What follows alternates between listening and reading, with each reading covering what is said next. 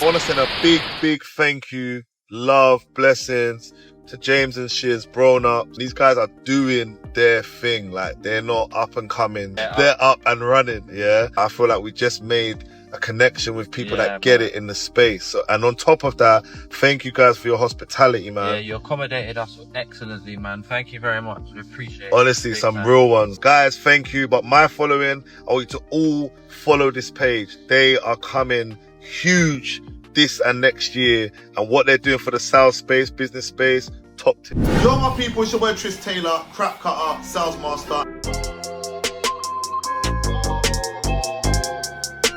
I thought I was the richest 15, 16-year-old ever. I always say million cold calls. Like, I've literally made over 1 million cold calls in the last decade plus. You seriously made over 1 million calls? 100%. They're constantly getting this like push and throw because if your visions don't align, I think everything is a psyop. Like everything is a psychological operation against you, like marketing, brands, all that stuff. How someone talks to you. Hey, you lot got to start telling people to cut the crap, bro. Honestly. 100%. Right, episode 26 of the BroNups, and today we have two very special guests straight out the back of Car Boot Wars, so make sure you check out the episode. Why don't you introduce yourself, guys? I'm Tristan Taylor. I'm Cam. Together we're Niche Group, man. Niche Group. Nice. And what did Niche Group do? So we are a sales and recruitment based company. We're based in Dubai in the UK. We've got the left side, which is pretty much just sales training. I say just sales training, in-depth sales training, real deep psychological NLP based stuff, none of this wishy-washy bullshit that we see online. And on the right side is recruitment. So we do job placement. We help people to get into sales roles that will allow them to make the money that we speak about. Whereas a lot of people speak about all these great figures, but their audience don't have an opportunity to actually get a role. We actually give people roles within the industry. Right. And how did you guys meet?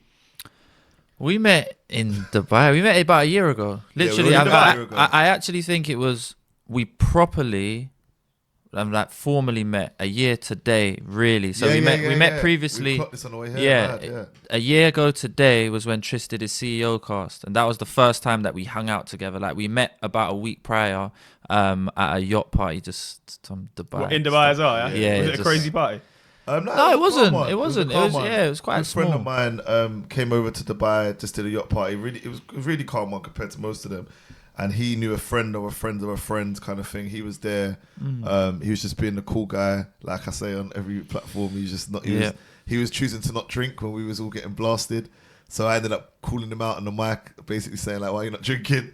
And then from there we just ended up being cool. And then like he said, I had the Raheem CEO cast this day last year, and I literally just messaged him. I didn't really know him well, and I said to him like, "Pull up, man. Like, it'll be a good room to be in." Do you know what I mean? And then from there. Yeah, just hit off. That's mad. The way you two as friends, I thought you were friends for like 10 plus years. You know what I mean? It feels like that. You got like natural synergy. Like, I thought you'd known each other. I think things like our upbringing similar. We're from a similar area. Like, we're from like 10 minutes down the road from each other.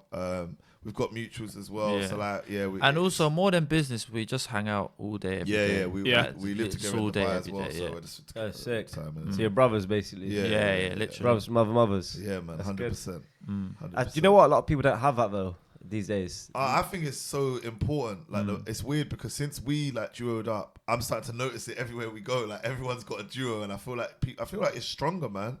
Like, I feel like it's just it balances out from a business standpoint.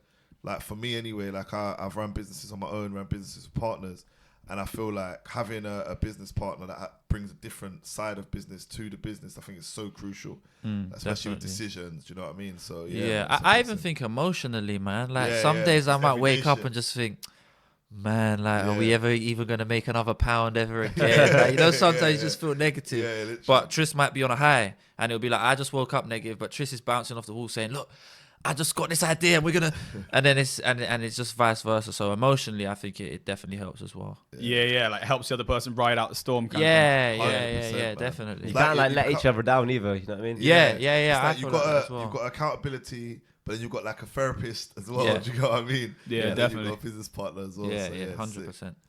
So what's the brand then on your tops? You're both wearing the same hoodie. Cut the crap. Cut the crap, man. I feel like you guys are members of that. Like, 100%. We always say to people, like, it's not a us thing. Do you know what I mean? It's it really came out of that episode that we're referring to. It's weird actually, because we only realized that was a year ago, like about an hour ago. But it really just started from me coming online and being honest about losses and failure and business hitting rock bottom and just struggle and strife, really, the things that any real entrepreneur goes through. And just being willing to speak about it. And then every time I would speak about it, it would be like, look, let me cut the crap. And then we just realized it applies to everything. Like, cut the crap in life. With sales, the way that we train sales is not your cliche corporate training. Don't get me wrong, it achieves the results and then some, but it's a very to the point, cut the crap method to sales. Do you know what I mean? And then it just comes up everywhere. Yeah. Could you give an example of like how firms who aren't telling the truth, how they operate, and like what is the so you guys are cutting through the crap. What are people doing out there? What are people selling? Do you know what the biggest thing for me was? It's like in the space that we're in, is in the online education space, right? The easiest way to sell something is to sell my lifestyle. So it's like, I'm rich, I've got this, I've got that. But they never actually talk about business. Like, that's actually not a thing that's done online. Like, online, everyone just looks like they're making loads of money. They've never had a down day. And the biggest thing that even brought us together was just saying, look, we've lost money. We have weeks where we make no money. We have months where we might lose money. Like, it's just online, I think, especially because people are almost scared that if they don't portray a fake image, then people aren't going to think they're expert. I think that's the number one way that people are lying, and it just spreads across everyone, because I've even almost fallen into the trap myself, being where I said, I don't know if I want to share that, but I'll share this. I rented this car and it was cool. I'll share this, but I don't know if I want to share that when I was feeling sad that day. So I just think we all naturally just post a highlight reel, and especially in business, and that's the crap that we wanted to cut initially. I think also in the online coaching space, like my outlook was that everyone makes it seem like everything is really simple. So like you get there, and don't get me wrong, I understand clickbait and marketing, and obviously we're all here to drive views of some kind. But I found that a lot of people in the space, it was almost like, do these 5 things and you're a millionaire. Do these 3 things and you'll be this and you'll be that. And when I was going through the down period, because I had probably about 8 to 9 year run of success and growth, to then have like a 2-3 year stint of the total opposite. I started looking around and thinking, does anyone relate to the losses? Like, no, just me. Like, do you know what I mean? Like, just me going through it.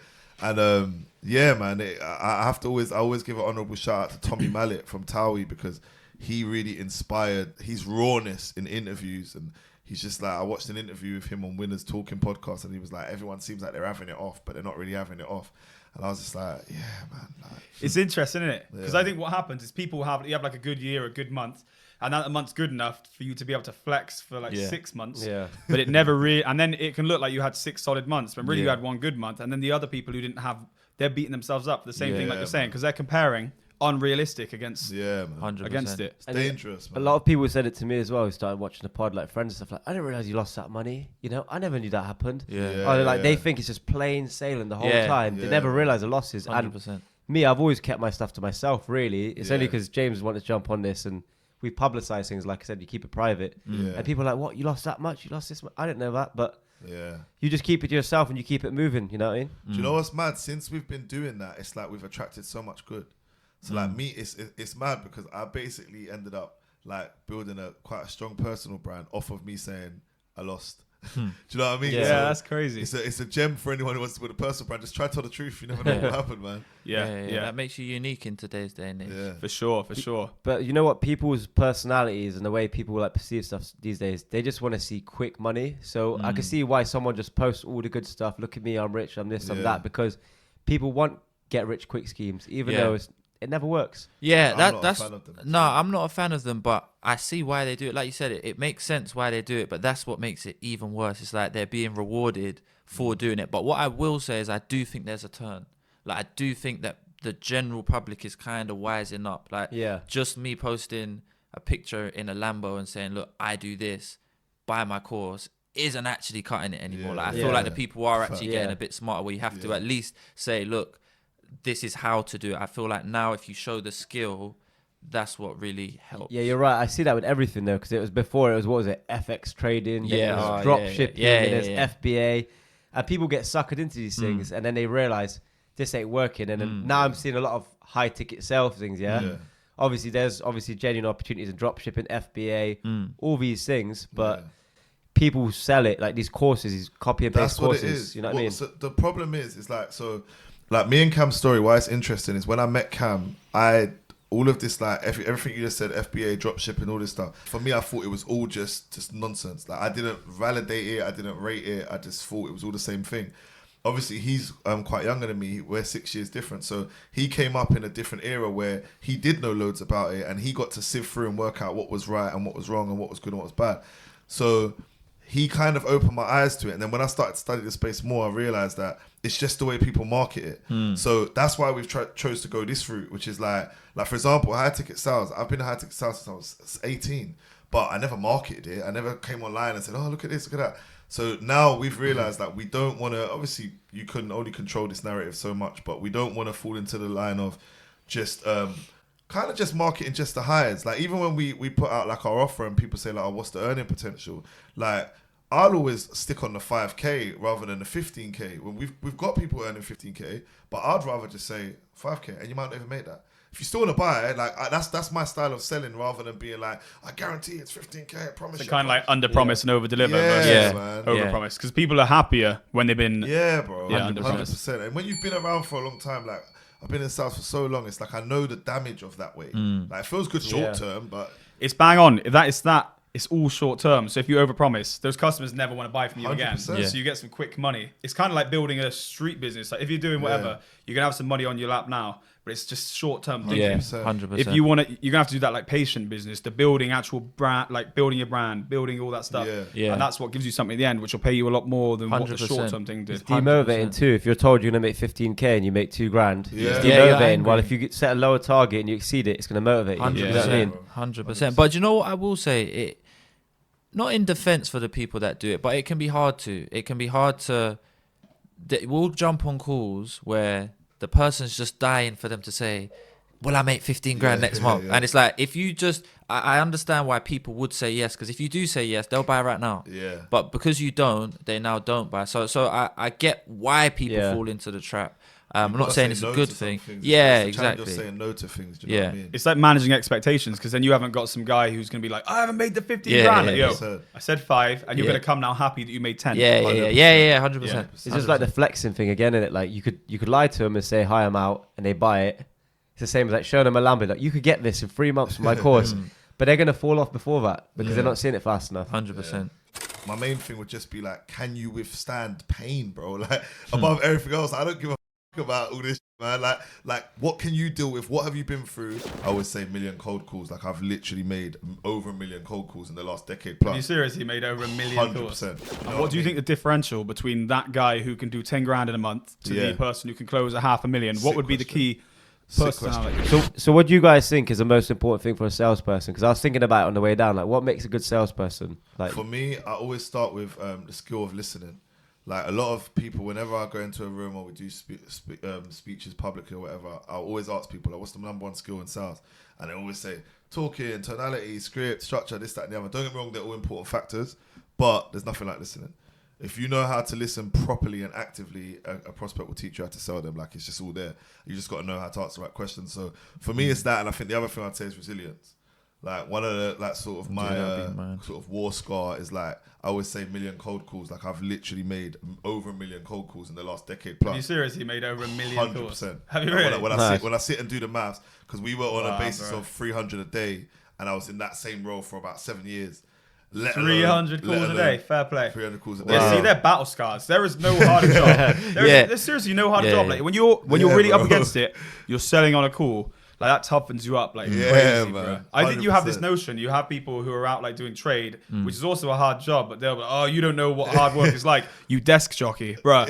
Selling behind being told to F off, being told no. Battle of the mind. Battle of the mind is way tougher than any physical battle, for sure. That's what I mean? Battle of the mind. I agree. Yeah, I'm with you. Like, don't get me wrong, it's hard to be out in the cold laying bricks all day or doing this, that, and the other. But the battle of the mind, you know, because you get people who could do that all day long, but come to do something like to do a depression, people kill themselves over that. No one kills themselves because they had to pick up too many bricks. It's mad. My dad actually teaches bricklaying, and if I said to him like, today was way harder than your work, he would never ever, he'd be like, you don't know nothing about hard work. Like, do you know what I mean? Just go off on a rant. It's If only you understood the mental battles that comes with someone telling you fuck off every single day. Well, I think as a sales guy, you have this whole like arc through the day where you could think you're the best thing ever, or you could think you're the dumbest guy. Like nothing's working. We always say that. Even at the car boot today, we're 2 hours in, I haven't made a sale, and I'm starting to look around and get hot. Like, bro, we got guests come down. I haven't made any money yet. Like, what's going on? Yeah, he was saying to me, I need to break the seal and make a sale. I'm like, hold on. He's normally super confident, but just one day of not having a sale for a couple of hours, and you're still doubting yourself. I think it happens in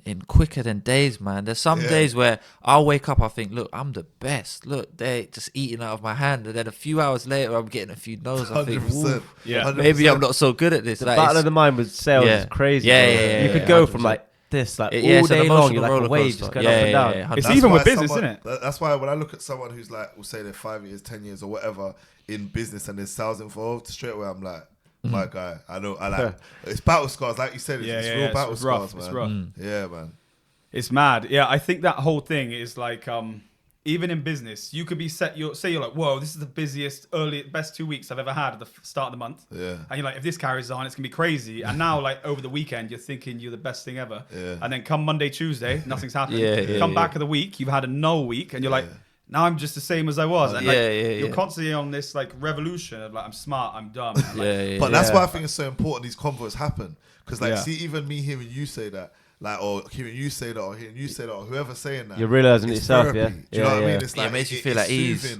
That's why, like, I think the partnership thing helps, because I spent many years just building on my own, sales on my own, this, that, and the other. So it's like, you just sometimes it's nice to know, like, are you going through it as well? Okay, cool. Like, it's just part of it, isn't it? Yeah, you know for sure. Yeah, so on the drive here this morning, I was thinking, like, when you guys actually said you're on the way, I was thinking, these guys have been awake till like 5. They ain't going to turn up. And obviously, even for me and him, he ain't really slept. Yeah. It's so easy to just go home after the car boot and say, call it a day. But, you know, we've promised ourselves we're going to do this. Oh, no, so come on, man. Yeah. Even though we both want to go home, take a nap, eat some food, all that stuff, you know, we just got to get on with it. Bro, I tell you the truth, for cutting the crap, bro, the idea of waking up at 5 a.m. is mental to me anyway. I'm not one of those 5 a.m. club entrepreneurs, So that was mental. Then to be outside in the cold is mental. But so glad we done it, though. So glad we done it. Feel good after you've done it, innit? Yeah, we had a really good time. We even saying in the car, it was actually, it's not the first thing that would have popped up on my list to go to a car boot sale, but after doing it, it was so actually sick. So you're going to be a weekly regular in Dubai now. Listen, do they have car boots in Dubai, the 50-degree heat? No, I don't think they do. They wouldn't let you. It might be a good idea, you know. No. To be honest, like, I think it would help a lot of people out there, like the people that are struggling out there. Yeah, I also think where things move so quick in Dubai, it would help. There'd be so much stuff to buy because people are in and out. Bro, we could turn up and we go get a Rolex for $1,000. Oh yeah, out the back of a Rolls Royce. Yeah, the thing might be mad. The car boot might be mad. Just might be fun, Rolexes. So what's the plans with Niche then? Where you guys plan to move this? Because I know you've just sold like 300 courses. Is that right? Like, yeah. So what we've done is the first week of announcing it, we done 100 at 3K. So not. So what is it that you've announced and like what is the whole offering for the guys? So okay, so going back to about, when did we launch officially? About a month ago? Yeah, just over a month. 2 months now. Yeah. So about 2 months ago we launched. Prior to that, we had a bootcamp online anyway. So we've had an offer out there for the whole year anyway. Our bootcamp did really well, but we just thought we could do more. And what's the mission of this bootcamp that you? So the bootcamp and with the academy, it is literally to teach people how to master sales, but from a different point of view. So rather than just script and cheesy and salesy, is understanding human behavior, a lot of psychology behind it. I studied NLP in depth for 3 years. So what does NLP stand for? So neuro-linguistic programming. Okay. So very, very big in marketing. It's just what all the big brands are doing to us on a daily basis, whether it's the colors on your brands or the logos or the lettering. It's just how marketing can affect the brain. And the same with sales, how you say things, when you say it, the tonality, the pace, the pitch can all obviously affect the brain. But I just don't think people speak about that enough. I think people's techniques are all very same, like we said, copy and paste. So I realized that, and what we ended up wanting to put together was a structure. So the method that I would say that I sell in, I've pretty much done the same since 2010. So it's always been the same kind of structure. Right. So we formulated that into a method and said, look, this is the method that we're going to teach people. There's over 25 modules in the academy. All of them have a workbook and a video. There's also access to a community, and we do a weekly call every week as well. And it's just taught in a style that this isn't for everyone. This is for people that want to know the core of selling and want to be able to sell anything. Not someone who's just coming in like looking for just a quick get rich quick course and just wants to know how to specifically just sell recruitment. Like this helps you sell recruitment. So who is your ideal person? Is it someone who doesn't understand sales at this point, or is it someone who's pretty good who needs to be galvanized? Like, I'd say a bit of both. So I'd say someone who has no knowledge on sales, the academy is definitely suited for them. Okay, It's really baby stepped. I wouldn't say it's for someone who's senior because it will be quite basic for those, but definitely still someone who's entry to mid-level. Because the thing is, the harsh reality is, the sales reps that are still making 5-10K a month, but they're still not good. Right. Like in the sense of as someone who has studied this craft for so long, so they're good enough to get the money and get the results. If we're arguing that it's just based on results, then they're good. But from the sense of them closing 300K, $500,000 deals, they would shake in their boots in those scenarios. Do you know what do you think the differential between that guy who can do 10 grand in a month to the person who can close a $500,000? What would be the key personality? Ballsy, man. It's just balls. The only difference is it's just confidence. The skill set that I have and someone else might have who's at 5-10K a month, let's say we've both had the same training, the only thing that would get me to get a £500,000 deal is I believe it.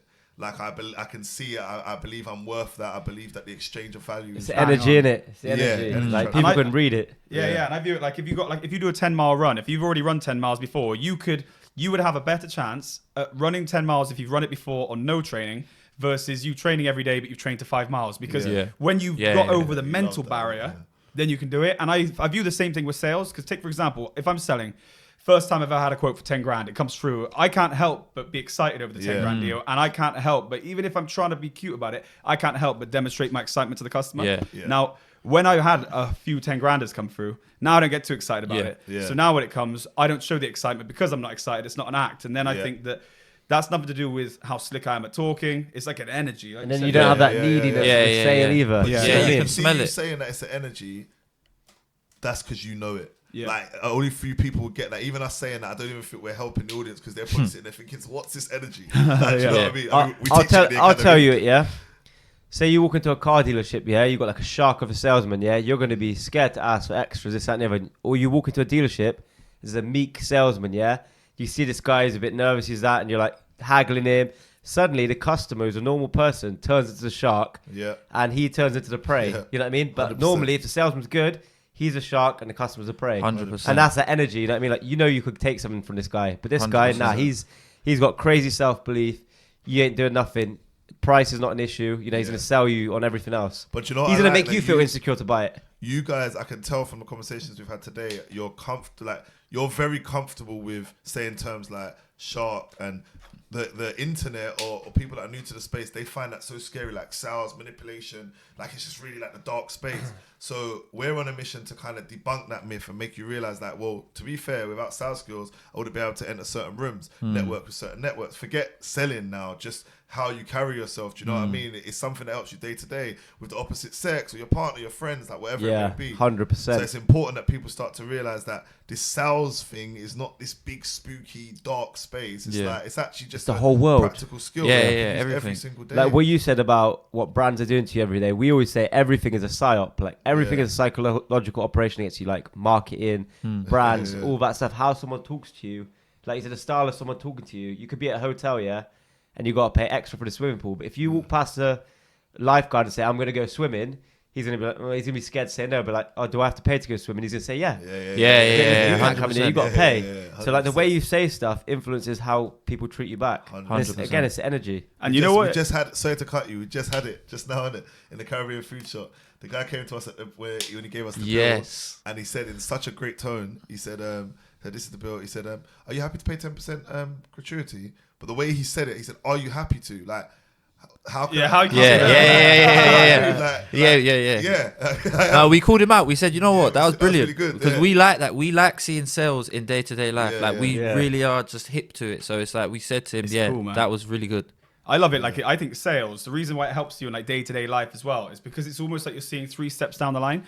So if, say, your typical objection was going to be that I don't have a wallet on me, I already know that typically people are going to say I don't have a wallet on me. So I'm like, oh yeah, by the way, you don't need any money today. It's buy now, pay later, buy now, pay later, buy now, pay later. And I said it a million times so that the objection I can tell you're going to say, I've already quashed it. And like, I think that when people realize about the manipulation, it's like you've almost seen this. So you almost have a box for this customer. I've seen this customer come through a million times. Typically, the objection I'm going to see from him is this. So I'm going to start pre-crushing it. He's already mentioned his wallet a couple of times. So let's get that objection out. I'm going to say you don't need a wallet 100 times before you even ask for the deal. So when I ask for the deal, you're not going to say, well, I left my wallet up. No, we already done that, bro. Cut the crap. I was just going to say, that is no jokes. Like, that is what we teach. Like, in the sense of, we've studied other courses, we've seen them. Like, a lot of the other courses, I'm not saying they're not good. That would just be like some bullshit. But what I mean is that they don't go that deep. What you just said, they don't. They talk about how to deal with the objection once it comes. We talk about how to prevent the objection coming. And that's interesting, because my experience is that if you deal with the objection at point of objection, you pretty much have no chance of getting over. You need to be killing it before. 100%. And that's, I think, that's when you realize as a consumer you're getting into hot water. Like, we've all been with that car guy. And you're like, has got me on everything. I'm just gonna have to tell him I'm wasting your time. Sorry, bro. Everything I'm trying to go, like, oh, I've got to see him. Oh, don't worry, your wife, I'll go get her. Do you know what? Speaking to a good salesman, it's like having a conversation that's not fair, because they've done this conversation a million times. This is your first time with the conversation. I've had this conversation 1,000 times. I'm gonna have it 1,000 times again. So I know what you're saying. I know what you're thinking. I know anything you might say. I've got you. That's why the reps are important, though. Like someone would see us say that and say, yeah, but it's unfair because we've done the reps. And that's one thing that we say in our academy. Like, I always say, I can teach you everything, but one of the main things you need is reps. Like, it's like teaching someone to box. There's nothing like just getting punched in your face. Do you know what I mean? 100%. Because we've done the reps, we know, like, it's weird how you describe that. It's literally my brain. Like, I feel like I've come across every type of human possible to come across. Like, and I know someone will hear that and think, what the hell? But I feel like there's only certain amount of types of humans in the world. 300 calls a day, you probably have, bro. Yeah. You know that's the whole population. Yeah, bro. Honestly. So when I was saying about us driving down, like, what makes a good salesperson? Firstly, obviously, you lot turned up, which is the first part of anything, turning up, But the second thing is, when you're about to throw that boomerang, like, he told me to do it, and I don't know if he thought I was going to do it or not, but I was kind of like, you know what I mean? Maybe I should, but if I kill someone, I'm going to be in jail. But like, when you said I've got that like crazy self-belief or whatever, it's delusional self-belief, that's it. You got to have that. Or you ain't getting nowhere. Like, in the whole of life, you need delusional self-belief. Yeah, definitely. Like, I know that if I watch one YouTube video, in my head, I think, I'm going to throw that, it's going to come straight back to me, not kill some old woman. You know what I mean? Again, it's mad. I mentioned to him that something that you guys said that I liked is, I said to you, what's the goal? And you said, Chunks and Philly, we're going to get Chunks Philly on.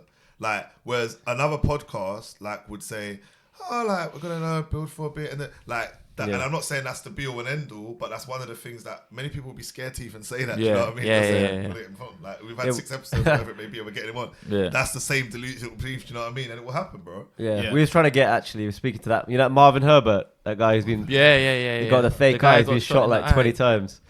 He's got one eye. Yeah, we're trying to convince him to come on the car boot. We're like, get you on the pod, but you know what? Car boot would be better. Like, imagine him. That would be hilarious. He's a mad guy.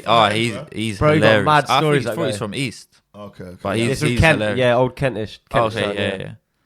Yeah, that'd be cool, man. Real but cool. like, I think it could turn into like a TV series, honestly. Like 100%. Like a more like urban ghetto version, like Cash in the Attic or Bargain Hunters. Like younger people. Something I would say from now is, like, even when you said it could turn into, like, to be honest, bro, YouTube is TV. Something that we've had to have a mental shift on is YouTube is TV. Like kids really see it as like your XYZ on YouTube. Like, look at today when they thought we were you.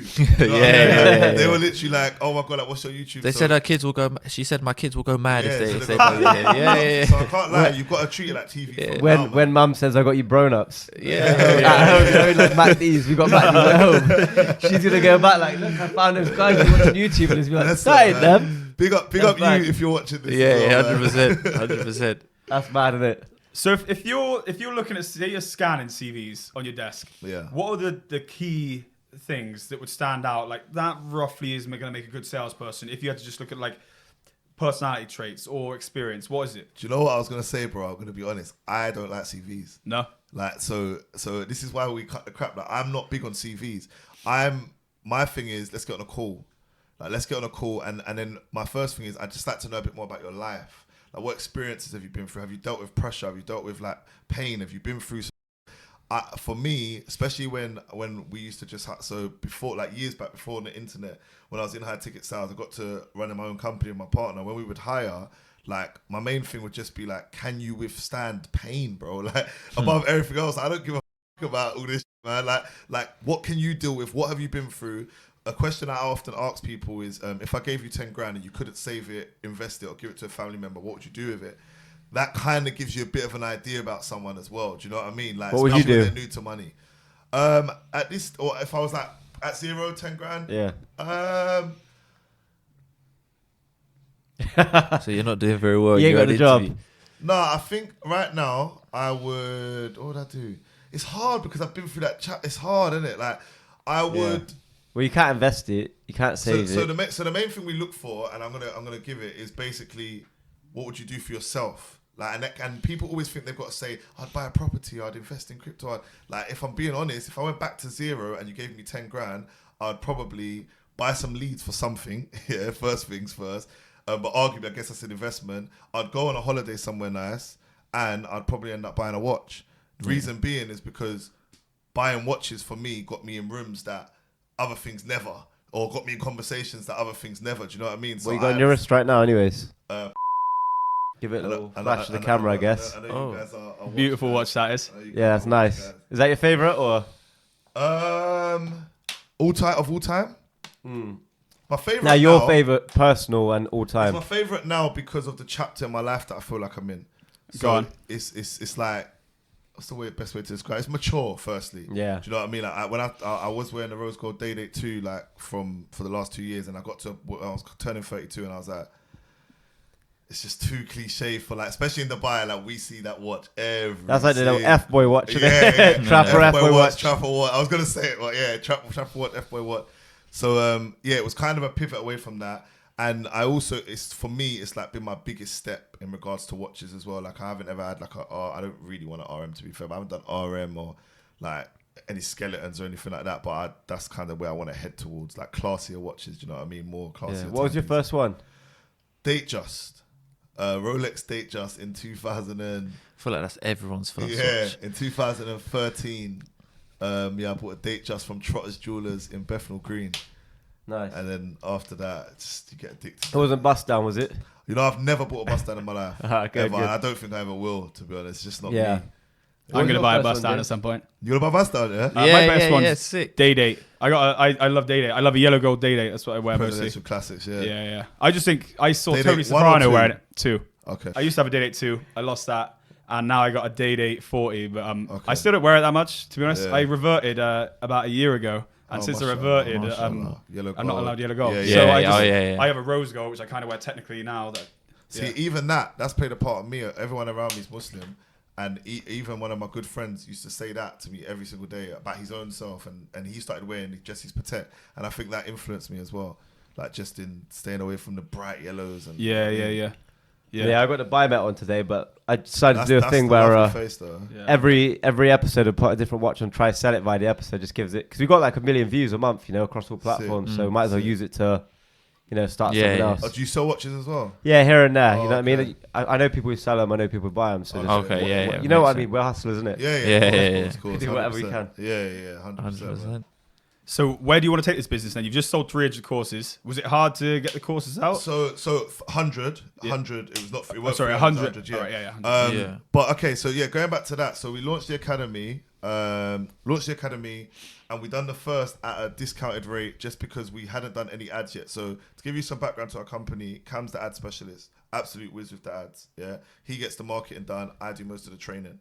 So we had got everything done organically. And then we thought, because it's organic and it's from our following and Insta and Twitter and LinkedIn, this, that, and the other, discounted it. Then we thought, okay, now we're doing ads. So our ads started about 2 weeks ago now. So the goal, I'd say, is just to scale it, man. I'll let you sort of elaborate. Where did you get your expertise in marketing? So I had my come up was in SMMA, and it's interesting. I always find it, even the conversation we were having earlier about like the get rich quick schemes. I bought into a get rich quick scheme, and I didn't get rich quick.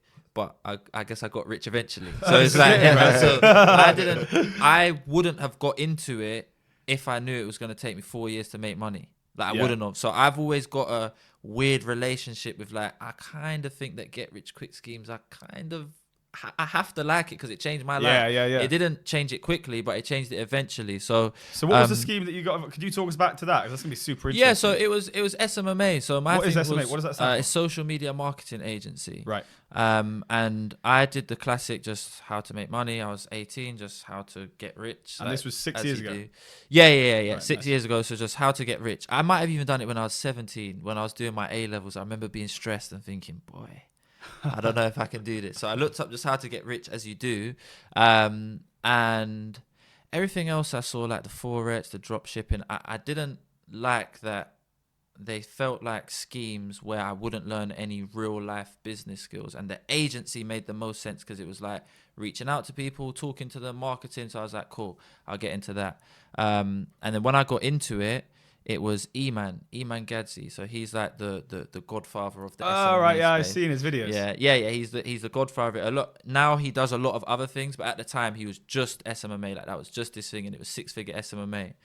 So I got into that, but didn't make any money at first. And then I ended up just paying someone. And funnily enough, again, he was someone that would cut the crap. Like, he was just honest. Everyone else was lying. I was like, you know what? I'm just going to pay this one guy to teach me how to do it.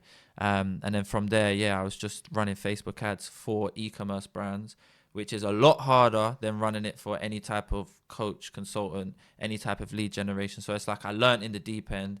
Now bringing it over to this side of the business. So you would go and offer your services to a company who can't get themselves effectively onto social media, and you would middleman. Yeah. So it would be specifically paid traffic and Facebook ads for e-commerce brands. So for example, if you're selling the glasses, for example, I would just build the whole ad. So I'd walk you through making a creative, I'd write the ad copy, then I'd put it on Facebook, and then I'd just literally handle everything from the paid traffic side. So who do you target for these? Like people who've typed in holidays recently or something? Do you know what? Targeting, it's funny you say that. Targeting's the number one thing that people think is important, and it's not. The ads that we're running, just to be transparent, are broad audience, no targeting at all. What you target with is with the creative and the copy. That's going to target. Then what's going to happen is people are going to start interacting. And Facebook wants you to make money with their ads, because the more money you make, the more money you pay them. So the algorithm, as much as I like to say I know ads, the algorithm's smarter than me. So once the algorithm starts to figure out who's buying it, who's clicking, who's interacting, then that's how you're going to get the best results typically. And can I ask you as well, when you give these like broad, you give like a broad subject of like, it can go to whoever, you work out who the person that is right for me is. Do you ever get it where you're like, I did not expect you, if I'd have been doing a demographic, I would have never expected you guys. Have you ever had it where like, well, I've got a load of middle-aged women coming for this one? Man. Yeah, you can do when you start the business. After a while, you know. But once you start the business, a lot of the time, even with like what we were doing, we assumed that it would be a lot of a younger demographic, where most of the people that come through now are actually older than we actually expected, especially through the paid traffic. So it can happen at the early stages, but after a while, especially with all the data you've got, you've pretty much got it mapped. We had the same thing, didn't we? Yeah, we expected a younger audience. We got like much older. Yeah, our audience is all 24 to 35, isn't it? Yeah. We thought we'd have more like teenagers trying to make money, but we haven't had that. That's what I thought with the ads. I thought it would go crazy with just 16-year-olds and 18-year-olds jumping in, but I'd say from the ads, what would you say? The average age seems to be like... No, yeah, it's older, definitely. Is that helpful because you're getting people who in general are taking life more seriously at that point? Yeah, I would say so. I prefer talking to them because it's easier to manage expectations. It's weird though, because I don't prefer training them though. I actually prefer training younger. Like fresh, yeah. Yeah, because you've blank already, the problem with training people older is you've already got your whole outlook on how life is. So when I really learned sales, like thoroughly, I was 19 and we almost left our brains at the door and just came in and just soaked this in for so long. Whereas, you know, when you're a bit older, you're kind of like, well, like, especially I've done one-to-ones with like 30 people older than me. And it's like, they're almost like, yeah, I just don't think that works. Like, I'm not gonna say the client's name, but it's almost like, I just don't think that works. And it's like, what do you mean you don't think that works? Like, I know what works. Ego. And maybe you can relate to this. When you're like young, when you're a teenager going in, the way that we are is because like our manager is so much more senior than us, because we're only like 18, 19. We just fully submit to the manager. 100%. So then you just go in like, I don't know anything about sales. 100%. Tell me. And then you become a killer. But I think that is beautiful. Yeah, it's best. And I think I'm like one of those old guys that's almost like in my day, because I wish everyone came through like that. Like now it's all a bit it's just noisy. Like for me, I didn't have so many options. Like Amazon FBA and all these things weren't a thing. And crypto wasn't a thing, and none of these things were a thing. So I just saw it as this guy knows how to make millions of pounds legitimately from skills. Like, just teach me everything you know. Do you know what I mean? It's the best way to be. Yeah. I think so as well. I used to sit in a room, like adults there, and I'd listen and just listen, thinking these know the trick. But yeah, like you said, this day and age, you've got so many different ways to make money. As soon as the sales thing isn't making money, you'll be like, oh, what's this FBA guy doing? You never really get expertise. 100%. About older people as well, they get a bit more stubborn, they get set into their way. And like, I'm like you, I'm a bit cynical about all this FBA, drop shipping, all this stuff, tickets, blah, blah, blah, all that stuff, But when I meet younger people, they're like, I want to make money with high ticket sales, I want to make money with FBA, I want to make drop shipping. Like, they believe it all. But I've seen so many scams have become like cemented and a bit more risk averse. When someone's trying to sell you something that sounds too good to be true, we're skeptical. When you're young, you're wide eyed and you're like, oh, that's why I think it's super important to. One thing I've always done throughout my career, I've always kept younger people around me.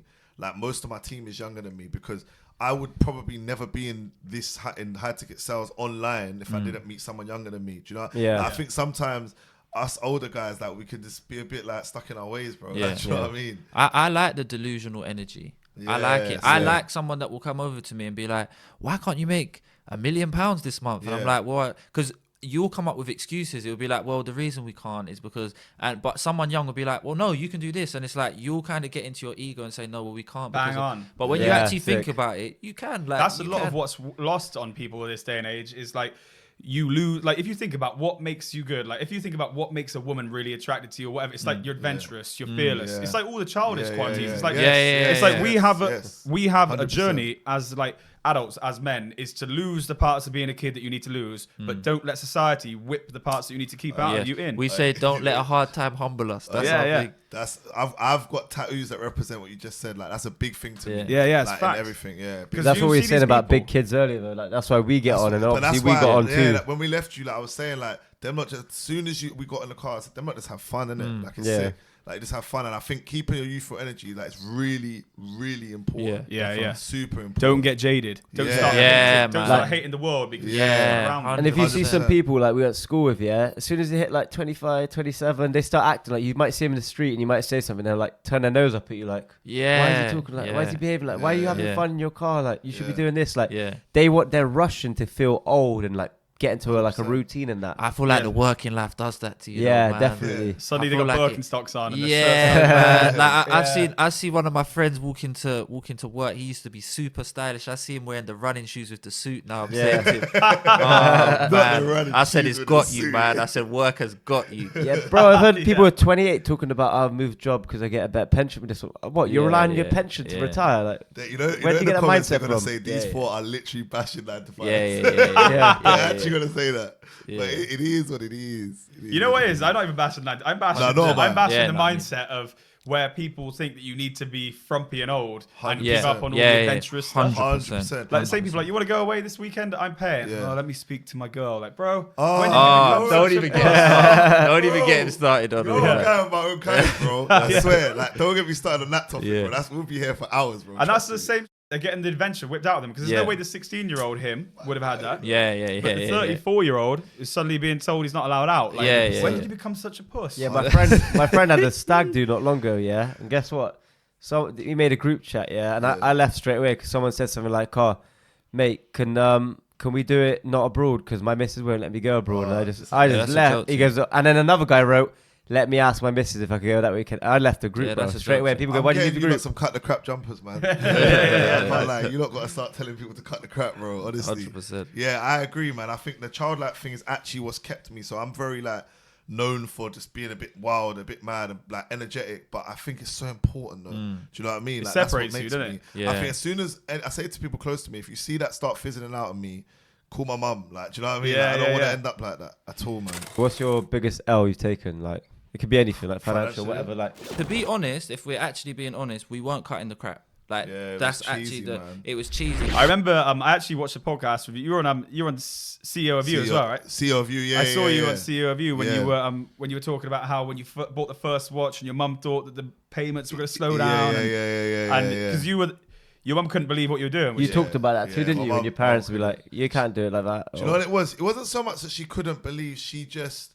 My mum was really scared for me at that stage because I dropped out of uni, which to my mum was just crazy. Even though she's a young mum, but she works in education, so it didn't help. And then I had like gone a bit weight, like I started smoking weed, hang around the wrong crowd and driving illegally and little things you do as an 18-year-old, you know what I mean? So that was more her worry. And when, I kind of thought like these things were going to be like, oh, great, I'm proud of you, son. But it was kind of like, she just cares if I'm happy in it. She's like, But when I was listening to it, it made me smile because I think that kind of thing is so cool when you're proving the people who that doesn't seem like the good route to do when you're proving them wrong. Yeah. 100%. It's cool, isn't it? 100%. I think in hindsight now, like 10 years later, I've convinced my whole family that this way of life, like it's not for all of them. Like as you guys know, like the life we've chosen, like it can be very, very hard at times, isn't it? And sometimes you probably think like you could have chosen a simpler route. Do you know what I'm saying? But they understand now that there's method in his madness. Yeah, I'm very big on that. I say my way's mad, but my way works. Yeah, and only say that it's mad when it stops working. For now, as long as I prove it keeps working, then you just let me continue on. It's nice that they have a faith in you now as well. Yeah. That they probably they'll listen to what you're saying, Cam, and you actually I believe it's going to happen now because I've seen it happen before. 100%. Yeah, I think that's a fun thing when your parents stop thinking you're some little kid, and it takes a long time to get out of that, you know, doesn't it? Yeah, man. So the question that we always ask on our pods, so what's your biggest L you've taken? Like it could be anything, like financial, whatever, like. Well, yeah, financially or... I think I always refer to the time that I've publicised, which is like losing over about 200k in the period of... Over a period of about 3 to 6 months, but it was like 3 months into me moving to Dubai, so it was a big blow. And on top of that, then I had like tax issues in the UK, then my car wrapping company got shut down, and then I ended up getting backlash for being part of a crypto project. So it was all at the same time where it was like, oh my God, this is hell, bro.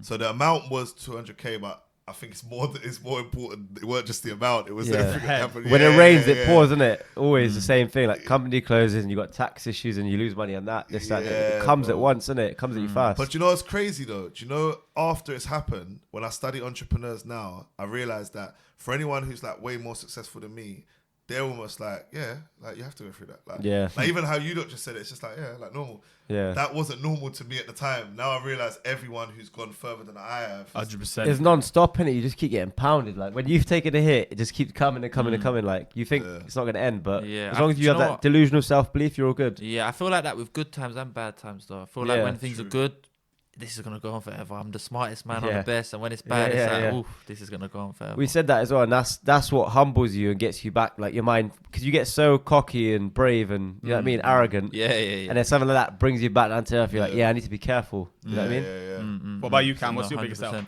With me, do you know what I would say? I would say recently, and it's not even a super financial L, but it's more so building out the course. We're very extreme. So we were maintaining an agency. So we did branding, we did client acquisition. We done quite a few things that we were heavily involved in.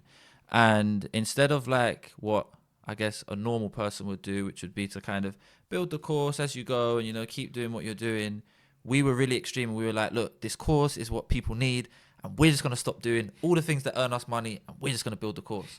And it seemed like a great idea until it takes like 2-3 months to build a course and you spend loads of money building a course and now you're not making any money. So that was what I would say would be the biggest L. But then... And how have you got over that? Well, just the course is done now. Is that right? You didn't bring the products back to market. You literally just eked it out, did you? Yeah, we just eked it out. We didn't get investors. Yeah, we did get investors, which was good timing, which helped. Because if not, we probably would have had to go back to it. And yeah, it's just something because of how extreme we are. Like we could have easily done them both and juggled them, but we were just, once it's a good idea, we are balls to the wall. This is the play. This is what we're doing. So that would be what I would say the biggest L was, because at the time as well, it gets a bit daunting when your bread and butter's gone and you actually have nothing to sell. Like we had a couple, like 2-3 months where we actually have nothing to sell. So there is no way to bring money in at the moment. So that was quite daunting. Like I said, it wasn't necessarily a big financial L, but mentally those couple of months were difficult. Yeah, you have to win. Because the money's just going down, like, and there is no way of it going up. Now, once it's done, it's like, I mean, the course, I think it was a good idea, but I really hope that it sells when we make it now. So how much goes into a course then? Like, how do you talk us how, well, like making a course from square one? How much is in that? I'm gonna let him answer, and I'll tell you why I'm gonna let him answer, because I had never done nothing like this before. So my training prior in offices was very raw. I had a very good reputation in London, but just because I was making them money, I would come in and I'd make them money. When I linked up with Cam, like, if I'm cutting the crap, I hate building courses. Yeah. Tris hates it. Tris hates it. And for something like this, it's difficult because obviously Tris is the head sales trainer. So I need to pin him down and say, okay, cool. What are we going to put in the course? And it's like Tris will walk around. You say, look, I don't write it. I'm going to say everything I want. He won't write it down. So the first thing that we do, well, to be honest, one thing that we're very big on is we wouldn't have made it if there wasn't a demand. That's the first thing that I always wanna make clear. So the reason that we built it was because Tris was training people at sales, and they were like, "Look, this is amazing. You've taught us sales, but we don't have a job, and you made loads of money in sales. We want to make money in sales." So what was happening is we then started just placing people just because we had clients that needed sales trainers, and it was just making sense. So from then we realized, okay, cool.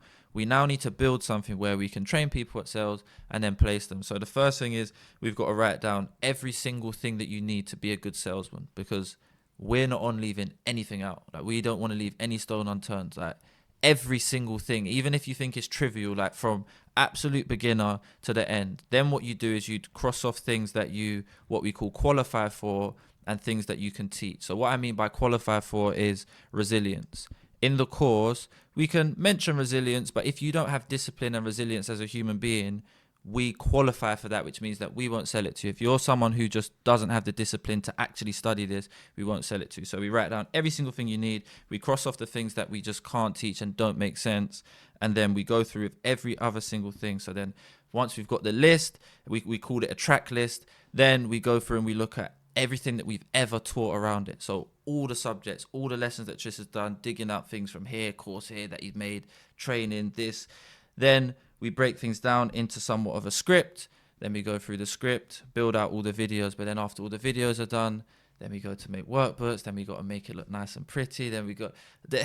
It's a process that takes a long time. And then when you're a perfectionist like we are, we make some videos, we watch it back, and we're like, that's good, but I mean, we could, and we're super perfectionists where it's like, there's a shadow on that video. We're going to record that again.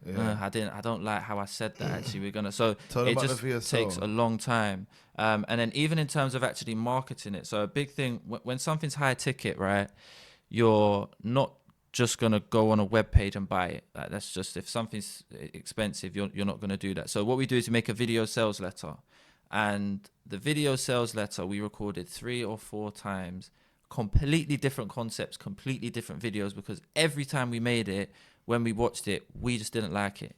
And it was difficult because there wasn't a particular thing. It was like, me and Tris always know when we've got a hit. Like, when we watch something back, we just know. I can't explain it. It's not something that we've said. We just know. And every time we were recording this, we just didn't like it. So we didn't put it out. And you got there now? Have you found- Yeah, we've got it now. We've got it now. And to be honest, we're gonna post some of the bloopers, because when they're bad, it's just cheesy. Like, to be honest, if we're actually being honest, we weren't cutting the crap. Like, that's cheesy, actually it was cheesy. We were kind of mad polished. Yeah, we'd watched someone else's, and we'd got a bit influenced by his, and his approach just isn't us. It was just very like, hi, I'm Tristan Taylor, and I've made it's very, very serious. Right, yeah. It's very cheesy. It's easy to not be yourself, isn't it? When stuff just keeps coming up, and that's worked, and maybe I need to adjust here. Yeah, man. That's why sometimes a lot of artists say, and big up Gigs. Gigs said this, like, it stayed with me the most when he said it. So when he's making his album, he never listens to any other artist, because it's so easy to end up sounding like other artists. Do you know what I mean? Album. And I feel like it's the same with that. We saw it, bro. We watched this guy's video, and we should save it, isn't it? Yeah, we watched E-Man's video. Yeah, we watched one of E-Man's videos. And do you know what? A good lesson for people. So we watched his video, and it seemed like he was about to kill the remote closing space, yeah. But in reality, and I'll fucking say it, realistically, he was just going for a cash grab, innit? Yeah, like, he's got the following, he's done very well for himself, I just feel like he was just going for a cash grab. It wasn't really something that he cares about massively. Whereas for us, sales is a big part of our lives. So us following that, and it's not to say he's wrong. That's just the route he chose to go down. And if you want to get into the space and just fucking go for a cash grab, you can, innit? At the end of the day, he's not scamming no one. He's giving them a course, giving them training, this, that, and the other. But it was just literally like a bit of his whole delivery was just, it didn't feel organic and authentic. And if I was looking at that, or anyone that I trained was looking at it, they wouldn't have connected with it. You guys wouldn't have connected with it. Like I could tell even from the brief conversation we've had, you guys, hopefully prior to conversations with us, you have a bit of an idea of remote closing and high ticket sales. Like he is the person creating that idea on high ticket sales. So us going further into that and doing the same thing, it didn't sit well with us. When we watched it back, it was just like, nah, man. I'll get a video, I'll share it to my friends. Even if they don't watch it, I'll be like, look at this video that I made. Like, I'll share it. If I don't share it, that's how I know deep down that I don't like the video.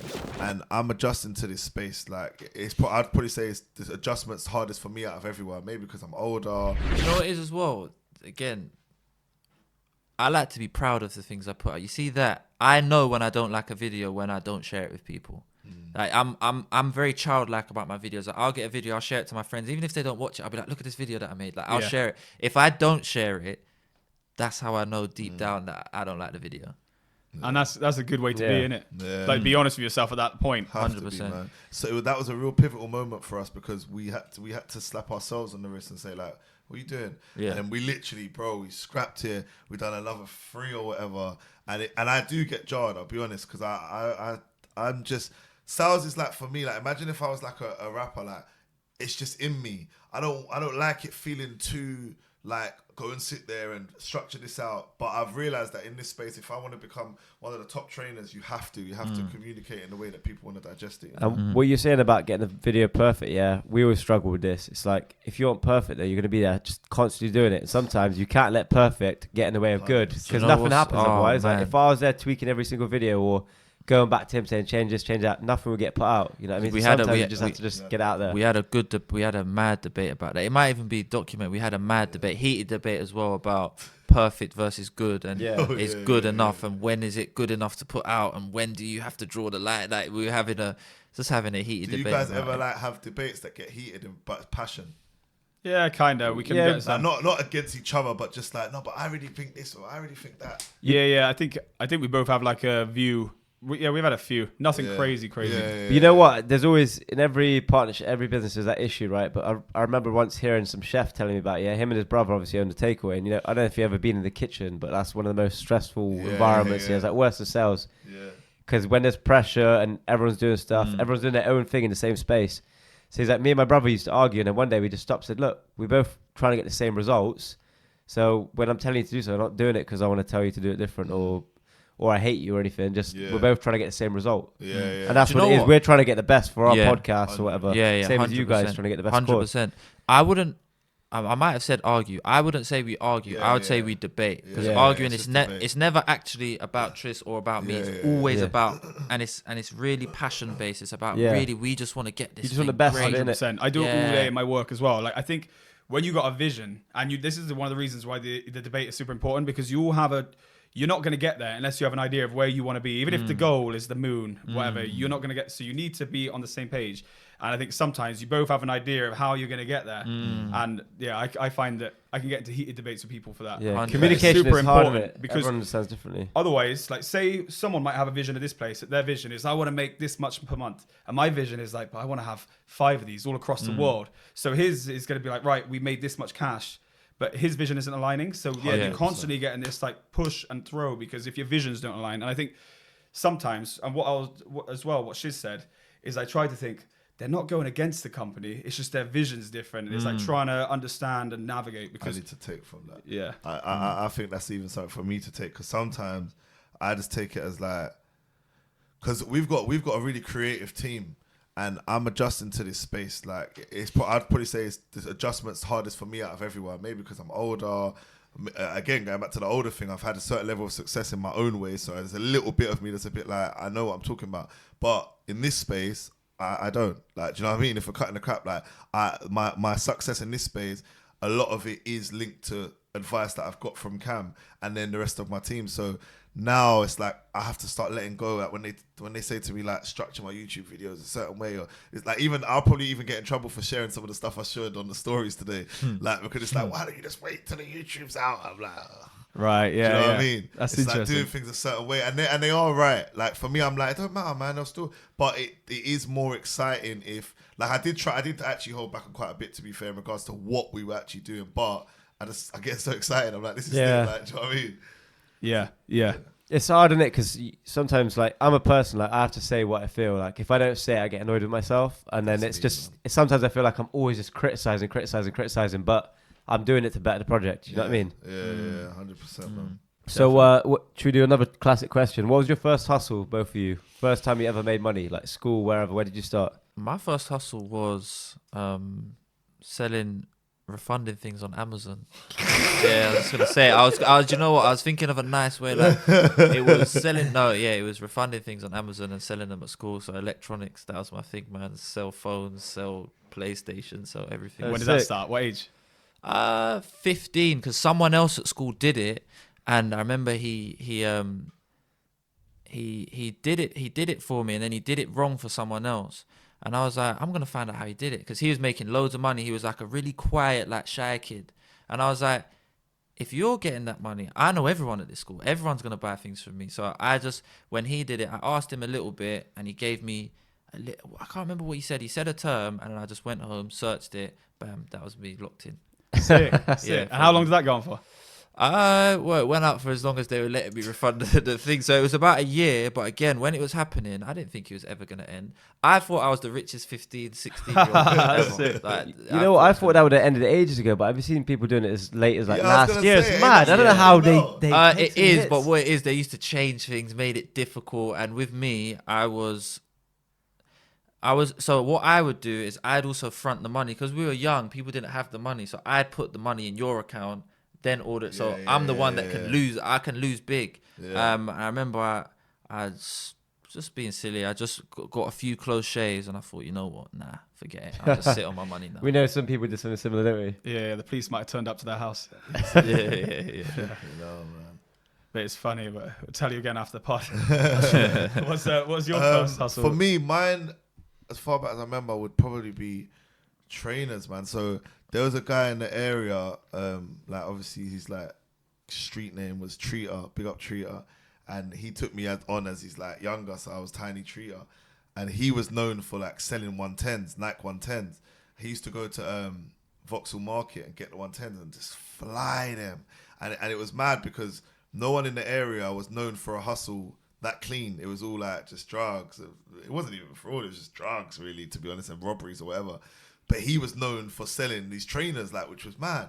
So he took me under his wing, and to prove myself, like, I had to show that, which is big up him, because like a lot of olders could have sent me different places to prove myself, but he was just like, this is what we do here, like. So I ended up getting onto that, and I did really well off it, man. I used to go Vauxhall every weekend. It was like boot sale vibes almost. Literally used to be there like 7 a.m. when it first opened, get the best deals, start building. Literally like the boot sale. So you would sell them there as well? At the No. So I would buy then, yeah. and I would just build good relationships with all the traders and stuff. Where it'd be like sometimes I could even get things on tick, like because it was just like I was coming so regularly, and then I would hit MSN. And I'd send out like some picture that I'd made on like Word doc and be like, I've got this in, that in, this in, that in, that in. Bro. And like, I'll be honest, like it was flying. What, and you had all your stock in your MSN name?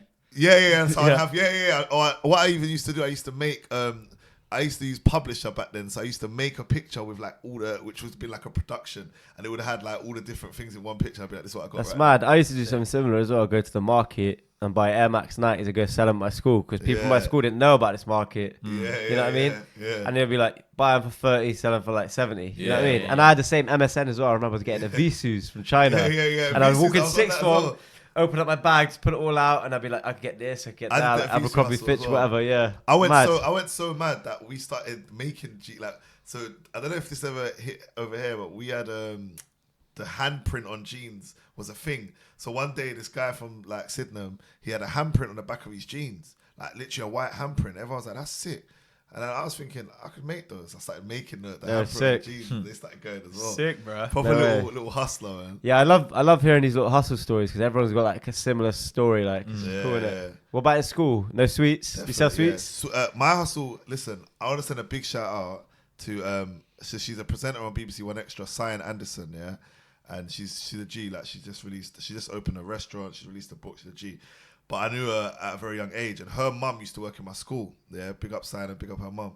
Now her mum used to like have a soft spot for me, so I would be able to go into the refectory, which is basic canteen, and I could like just get little bits. You know what I mean? Like, under the table, like I'm not gonna put her mum in a position. You know what I'm saying? Right. But her mum was my G. Do you know what I mean? And I would do like cookies. The main thing I used to do was cookies and Skittles. Cookies would go off because cookies were in high demand, low supply. So like. That was before Jamie Oliver screwed it. Yeah, man. He put the price of cookies and sweets up like overnight. I met him, man, when I was a kid. Jamie Oliver, you killed us, man. Got rid of all the sugar and all my favourite drinks and shit, man. Flipping hell. That's mad, because we all got similar stories. Yeah, we all done the same stuff. Yeah. Is it? Yeah. I don't know if you had it. What's yours? I was actually selling sunglasses when I was in year 7. I just started comprehensive school. I was 11 years old. Would have been turning 12 that year, and I was buying sunglasses, Oakleys for £5 a pair or £3 a pair, selling for tenner. You know those dad sunglasses? Yeah. I know the Oakleys. Yeah. With the caught by the You're headmaster. actually a proper sunglasses guy. That's Yeah. your bag, And I started at the car boot sale when I was like 16 or 17. Sick. So, How did you get into the car boot sale? My granddad used to be a market trader. I always wanted to be like him. So like, and then he already had this like this view that if you couldn't buy and sell, you weren't worth shit. So I was from the off had to be buying and selling, and I did it my whole life. I think I want to do something like that with my kids. Yeah, man. I would love my kids. cold. Today, you guys really inspired me. I would love to send my kids to that. Like my kids. Yeah, there's a cool. kid who watches actually, and he goes with his dad every weekend. He's like, I bought here and I saw it on eBay like you guys do, and this that, and he follows it, and it's cool. It's good like relationship tap with your kid as well, isn't it? Yeah, life 100%. skills, like you said, sales and life skills. It's not just for making money. Yeah, everything. 100%. Man. So I think we've been going an hour now. Do you want to let us know what your plans are for the next 12 months with your business and anything else you want to get out? Yeah, definitely. So obviously it's just more right now. It's just the reason why we're doing things like this is just to raise the exposure, like for people to realize that there's an entry point into sales that is relatable, isn't cheesy, isn't selling you the dream, but at the same time you can make very good money from. So we want to raise the awareness on that, and I think or definitely from what me and Cam spoke about the last few days, is traveling to other countries next year. Like we've done UK 3 times this year. Obviously it's home for us, but I now want to start going to other places. Same way that we've met you guys now. We've got a connection, and we've done a podcast. I want to go do this in like America and other places. See, bro, it's gonna be interesting seeing it will happen, and we'll definitely catch you guys when we're out in Dubai. 100%. Yeah, 100%. We have to, guys. And we'll get onto the car boot episode again when we're in the summer. Yeah. I can't lie. Next time I'm coming ready for you guys. Fully rested, properly rested this time. Sick, brother. Nice one. Nice one. Perfect. Nice one, bro.